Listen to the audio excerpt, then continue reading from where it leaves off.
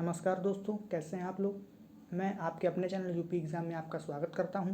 दोस्तों, जैसा कि आप लोग जानते होंगे कि मैं यूपीएसआई की तैयारी करा रहा हूं और रोज़ अपने व्हाट्सएप ग्रुप पे एक टॉपिक देता हूं और उस टॉपिक पर अगले दिन वीडियो लाता हूं। तो दोस्तों, अगर आप लोग हमारे व्हाट्सएप ग्रुप से ना जुड़े हों तो कृपया करके वीडियो की डिस्क्रिप्शन में लिंक है, उससे जुड़ जाएँ।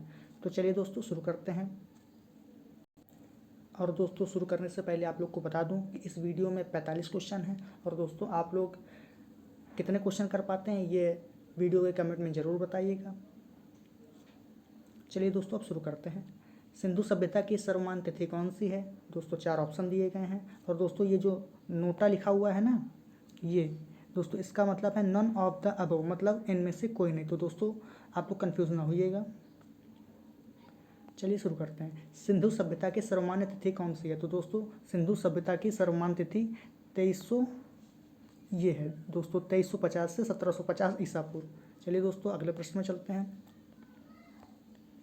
सिंधु सभ्यता शब्द का सर्वप्रथम इस्तेमाल करने वाले प्रथम पुरातत्वविद कौन थे। तो दोस्तों सिंधु शब्द का सर्वप्रथम इस्तेमाल जॉन मार्शल ने किया था। दोस्तों सिंधु सभ्यता की खोज किसने करी। तो दोस्तों सिंधु सभ्यता की खोज सभी जानते हैं, ये वाला प्रश्न तो कई बार परीक्षा में आ चुका है, रखाल दास बनर्जी ने की। चलिए दोस्तों, अगले प्रश्न में चलते हैं। सिंधु सभ्यता किस काल से संबद्ध मानी जाती है। तो दोस्तों सिंधु सभ्यता आदिकाल से मानी जाती है, क्योंकि दोस्तों इस सभ्यता में भी कोई भी ऐसी सामग्री नहीं मिली है जो कि पढ़ी जा सके, इसलिए दोस्तों इसे आदि ऐतिहासिक काल कहते हैं। चलिए दोस्तों, अगले प्रश्न में चलते हैं। सिंधु सभ्यता कैसी सभ्यता थी। तो दोस्तों सिंधु सभ्यता नगरीय सभ्यता थी। दोस्तों अगले प्रश्न में चलते हैं। सिंधु सभ्यता को किस युग में रखा गया है। तो दोस्तों सिंधु सभ्यता को कांस्य युग में रखा गया है, यह एक कांस्य युगीन सभ्यता थी। दोस्तों अगले प्रश्न में चलते हैं। सिंधु सभ्यता में कहाँ से कांसे की मूर्ति मिली है। तो दोस्तों सिंधु सभ्यता में मोहनजोदड़ो से एक कांसे की मूर्ति मिली है। ये कांसे की मूर्ति एक नर्तकी की है, मतलब एक डांसर की है। दोस्तों अगले प्रश्न में चलते हैं। सिंधु सभ्यता का सबसे पूर्वी स्थल कौन सा है। तो दोस्तों सिंधु सभ्यता का सबसे पूर्वी स्थल आलमगीरपुर है, जो कि मेरठ उत्तर प्रदेश में है। चलिए दोस्तों, अगले प्रश्न में चलते हैं।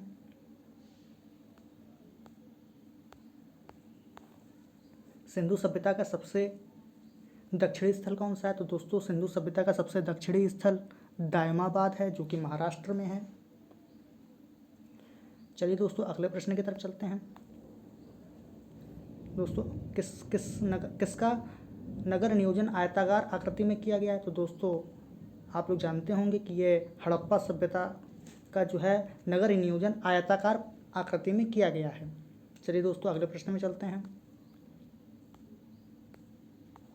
निम्न में से कहाँ से अग्निकुंड का साक्ष्य मिला है। तो दोस्तों लोथल और कालीमंगल से अग्निकुंड का साक्ष्य मिला है। चलिए दोस्तों, अगले प्रश्न में चलते हैं। निम्न में से कहाँ से धान की खेती का प्रमाण मिला है। तो दोस्तों लोथल से धान की खेती का प्रमाण मिला है। चलिए दोस्तों, अगले प्रश्न में चलते हैं। निम्न में से कौन सी प्रथा सिंधु सभ्यता से प्रचलित थी। तो दोस्तों वेश्यावृत्ति सिंधु सभ्यता में प्रचलित थी।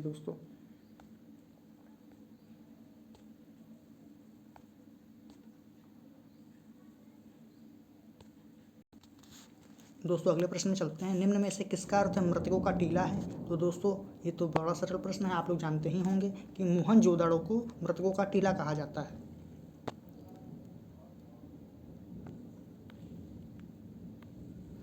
दोस्तों अगले प्रश्न की तरफ चलते हैं। डी.आर. साहनी के अनुसार सिंधु सभ्यता का विनाश किसके कारण हुआ। तो दोस्तों डी.आर. साहनी के अनुसार सिंधु सभ्यता का विनाश उत्प्लावन के कारण हुआ।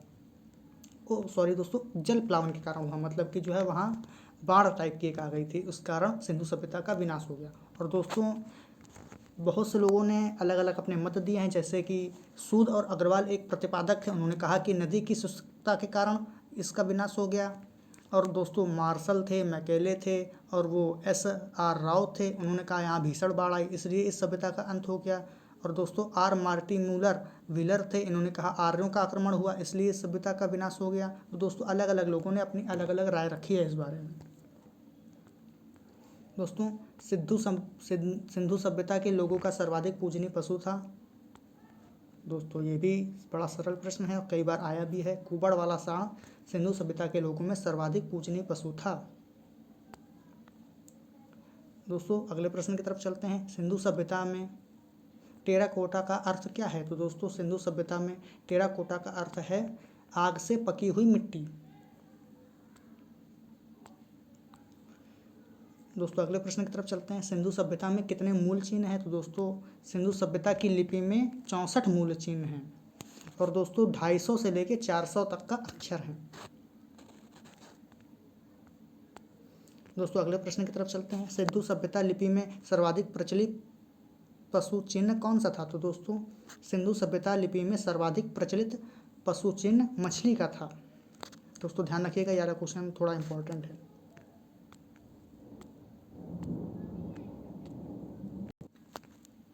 चलिए दोस्तों अगले प्रश्न की तरफ चलते हैं। निम्न में से किसके अनुसार सिंधु सभ्यता का अंत आर्यों के आक्रमण के कारण हुआ? तो दोस्तों अभी आपको बता चुके हैं कि जो है सिंधु सभ्यता का अंत आर्यों के आक्रमण के कारण हुआ, ऐसा बताया था R.M. व्हीलर ने। दोस्तों इसका ए ऑप्शन करेक्ट है बिल्कुल। चलिए दोस्तों अगले प्रश्न में चलते हैं। ऋग्वेदीन काल का सही विभाजन है? तो दोस्तों ऋग्वेदीन काल का सबसे सही विभाजन है 1500 से 1000 ईसा पूर्व। ये दोस्तों इसका ए ऑप्शन सही है। ऋग्वैदिक कालीन का आर्य समाज कैसा था? तो दोस्तों जानते होंगे आप लोग कि यह पितृ प्रधान था। ऋग्वैदिक काल में ऋग्वेदीन काल में ऋग्वेद में जन शब्द का उल्लेख कितनी बार किया गया है? तो दोस्तों ऋग्वेद में जन शब्द का उल्लेख 275 बार किया गया है।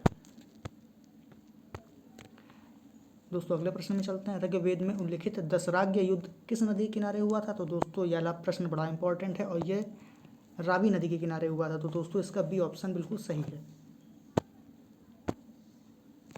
दोस्तों अगले प्रश्न में चलते हैं।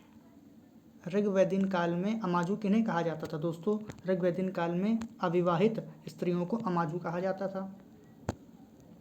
और दोस्तों अगले प्रश्न की तरफ चलते हैं। ऋग्वेदीन काल में आर्यों का प्रमुख देवता कौन था? तो दोस्तों ऋग्वेदीन काल में आर्यों का प्रमुख देवता इंद्र था। दोस्तों चलिए दोस्तों अगले प्रश्न की तरफ चलते हैं। ऋग्वेदीन कालीन नदी सदानीरा का आधुनिक नाम क्या है? तो दोस्तों आप लोग जानते होंगे कि सदानीरा को गंडक भी कहा जाता है। तो दोस्तों इसका ए ऑप्शन बिल्कुल ठीक है।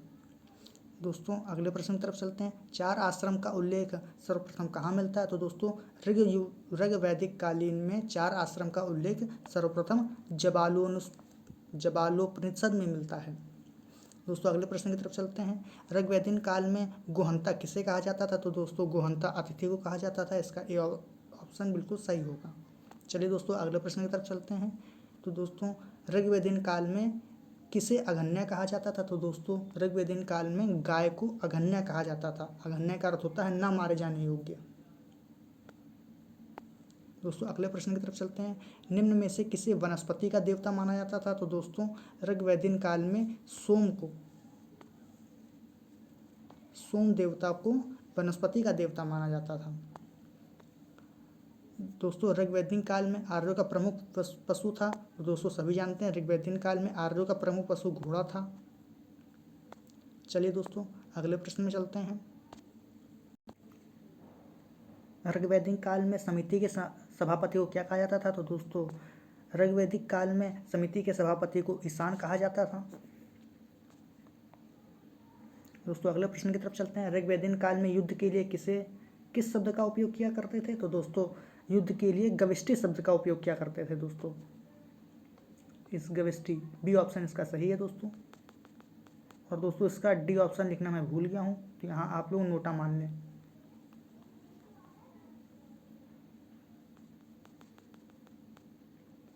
चलिए दोस्तों अगले प्रश्न की तरफ चलते हैं। ऋग्वेदीन काल में आर्यों की एक सर्वाधिक प्राचीन संस्था थी जिसे विदत कहते थे। दोस्तों तो इसका ए ऑप्शन बिल्कुल सही होगा।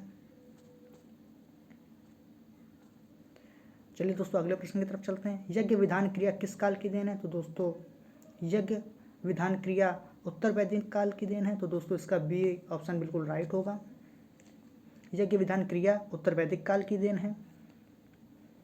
और दोस्तों अगले प्रश्न की तरफ चलते हैं। उत्तर वैदिक काल में कौन सा यज्ञ शक्ति का द्योतक हुआ करता था? तो दोस्तों उत्तर वैदिक काल में अश्वमेध यज्ञ शक्ति का द्योतक हुआ करता था। इसमें राजा एक घोड़े को छोड़ देता था और दोस्तों वो घोड़ा जहाँ जहाँ तक जाता था वो राजा के अधिकार क्षेत्र में हो जाता था, वो जगह राजा के अधिकार क्षेत्र में आ जाती थी, इसका ये मतलब है। चलिए दोस्तों अगले प्रश्न की तरफ चलते हैं। पूषण ऋग्वैदिक काल में पशुओं के देवता थे, जो उत्तर वैदिक काल में किसके देवता हो गए? तो दोस्तों पूषण ऋग्वैदिक काल में पशुओं के देवता थे, जो उत्तर वैदिक काल में शूद्रों के देवता हो गए। दोस्तों इसका बी ऑप्शन बिल्कुल राइट है। दोस्तों अगले प्रश्न की तरफ चलते हैं। किस काल में वर्ण व्यवस्था जन्म आधारित हो गई? तो दोस्तों उत्तर वैदिक काल में वर्ण व्यवस्था जन्म आधारित हो गई। दोस्तों अगले प्रश्न की तरफ चलते हैं। किसमें चारों वर्ण के कर्तव्यों का वर्णन मिलता है? तो दोस्तों ऐत्रेय ब्राह्मण में चारों वर्णों के कर्तव्यों का वर्णन मिलता है। दोस्तों उत्तर वैदिक काल में कौन सा देवता सबसे महत्वपूर्ण हो गया? तो दोस्तों उत्तर वैदिक काल में प्रजापति सबसे महत्वपूर्ण देवता हो गया। प्रथम बार पक्की ईंटों का प्रयोग उत्तर वैदिक काल में किस नगर से प्राप्त हुआ है? तो दोस्तों इसका राइट ऑप्शन होगा सी, कौशाम्बी। कौशाम्बी से प्रथम बार पक्की ईंटों का प्रयोग उत्तर काल से मिला है। दोस्तों अगले प्रश्न की तरफ चलते हैं। उत्तर वैदिक काल में किस ग्रंथ से 3 आश्रम का उल्लेख मिलता है? तो दोस्तों छांदोग्य उपनिषद था दोस्तों, उसमें से 3 आश्रम ब्रह्मचर्य, गृहस्थ और वानप्रस्थ का उल्लेख मिलता है। दोस्तों अगले प्रश्न में चलते हैं। गोत्र शब्द किस काल से संबंधित है? तो दोस्तों गोत्र शब्द उत्तर वैदिक काल से संबंधित है। दोस्तों अगले प्रश्न की तरफ चलते हैं। किस यज्ञ में अग्नि को पशु बलि दी जाती थी? दोस्तों अग्निष्टोम यज्ञ में अग्नि को पशु बलि दी जाती थी। दोस्तों आज का वीडियो यहीं ख़त्म होता है। और दोस्तों आप लोगों के कितने प्रश्न सही हुए वो कमेंट में ज़रूर बताइएगा। और दोस्तों कोई सुझाव हो या आपकी कोई बात हो वो भी कमेंट में ज़रूर बता दीजिएगा। और दोस्तों हमारे इस वीडियो को लाइक करिएगा और चैनल को सब्सक्राइब करके घंटी वाला बटन दबा दीजिएगा। और दोस्तों ऐसे ही सपोर्ट करते रहें। Thank you.